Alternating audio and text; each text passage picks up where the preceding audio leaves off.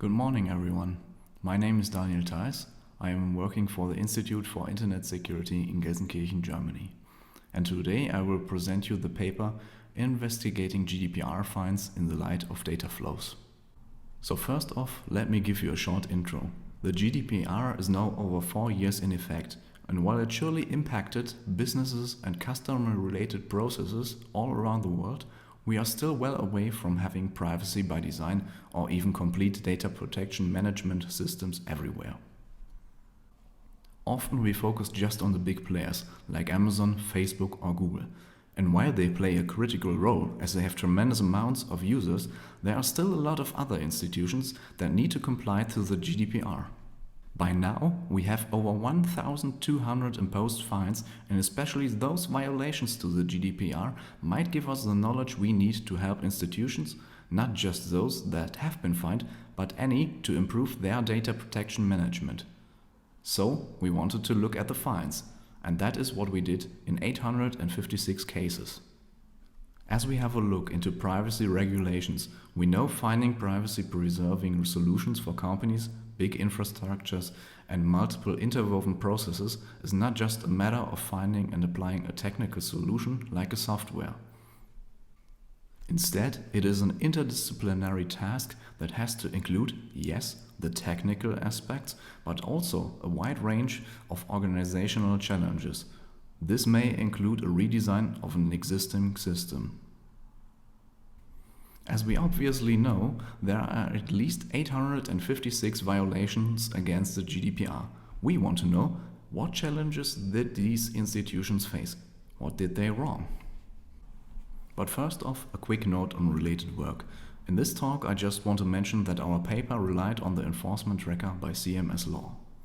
What they did was accumulating the fines imposed by the data protection authorities, which resulted in a list of fines with a summary about what happened, the controller or processor, the general type of violation, and a list of related articles of the GDPR, as well as some metadata. So here is what we did.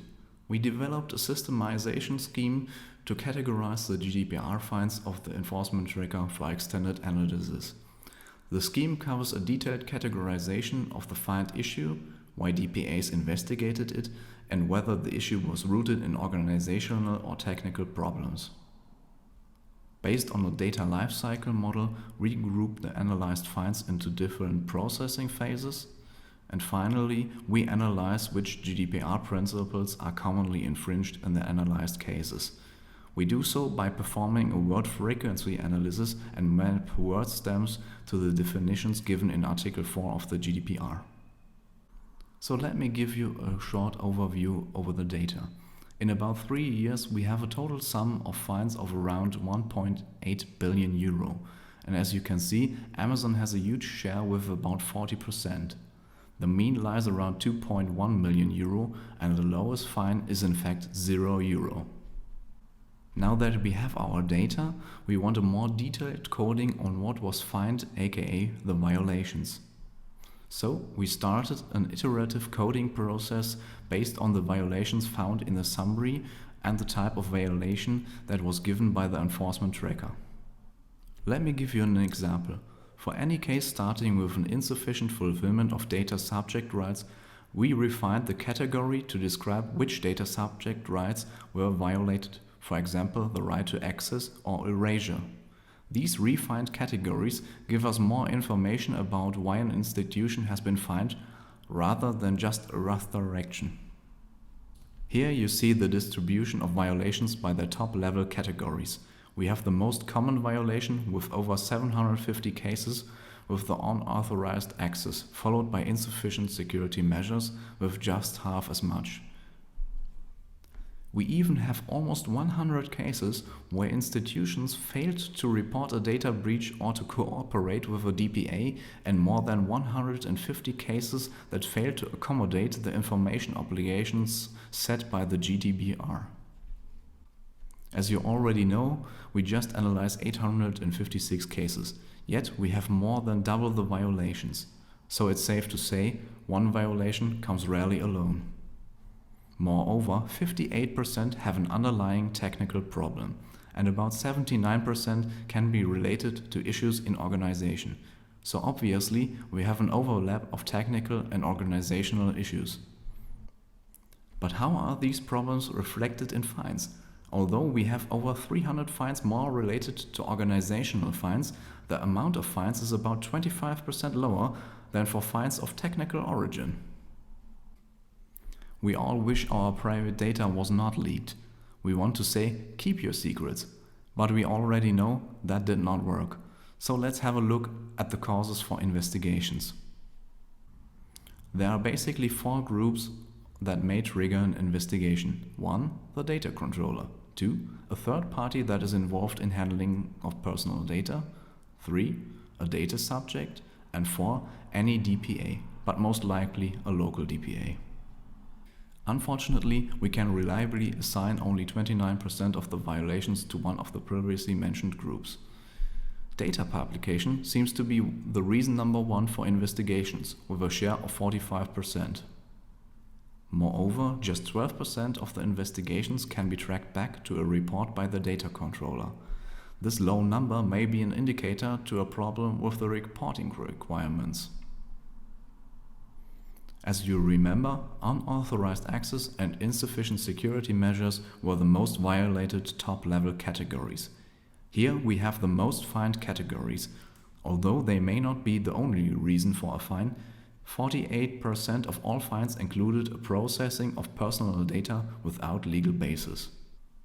Moreover, 26% of all cases included an unauthorized disclosure, which ranged from a disclosure to the wrong person up to publicly distributing data on websites. And last, but definitely not least, 21% of the fines included a failure to fulfill data subject rights, like granting access to the processed personal data. So let's head on to the data lifecycle. According to the abstract personal data lifecycle model, we have a total of 8 phases personal data can go through. These phases are initiation, collection, retention, access, disclosure, usage, review, and destruction. We applied our codes respectively, the categories, to these phases. Let me give you an example. The initiation phase describes the development of a processing plan, which includes the definition of the purpose and how personal data is collected and processed. This is the phase where privacy by design and default are applied, which is why we attributed the categories privacy unfriendly design and the privacy policy to this phase. According to our attribution, the collection phase holds the largest number of fines. Moreover, this phase is the only where we found more fines being rooted in organizational issues than technical. In the retention, access and usage phase, we identified a higher number of technical issues compared to organizational violations. But let's get into further detail with word frequency analysis. We already know we have more technical issues than organizational when it comes to accessing personal data. Thus, following our word frequency analysis of all fine summaries showed access to be clearly the most frequent word, as it appeared 67% more often than the second most frequent word, use. Just a side note on the process of the analysis. We use word stems like shown here in order to ensure we catch the meaning and don't build up piles of words with the same meaning. So let's have a more in-depth look at access. The 2 main issues that correlate to access are in fact that too much data was disclosed. The problems here are that personal data is accessible without any authentication procedure in place, as well as flawed access management. Moreover, there are cases of unnecessary access through third parties. On the other hand, not enough data was disclosed.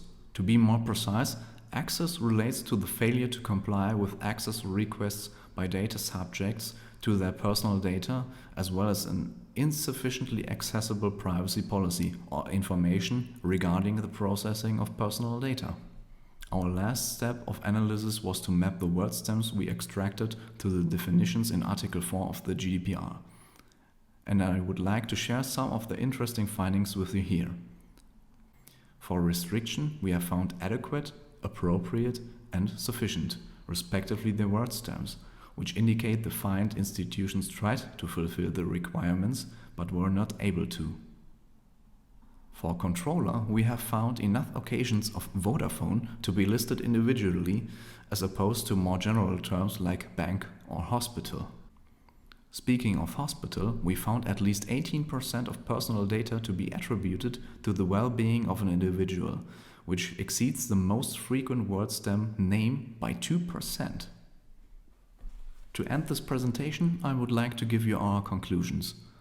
The DPAs issue most fines for reason of an organizational origin. We revealed area of cooperative research, security and legal, as 409 fines are related to processing data without a legal basis. Moreover, there is a need for rigorous data protection management and privacy by design. We also showed that a high number of fines is attributed to the early phases of data processing, which indicates widespread data processing issues.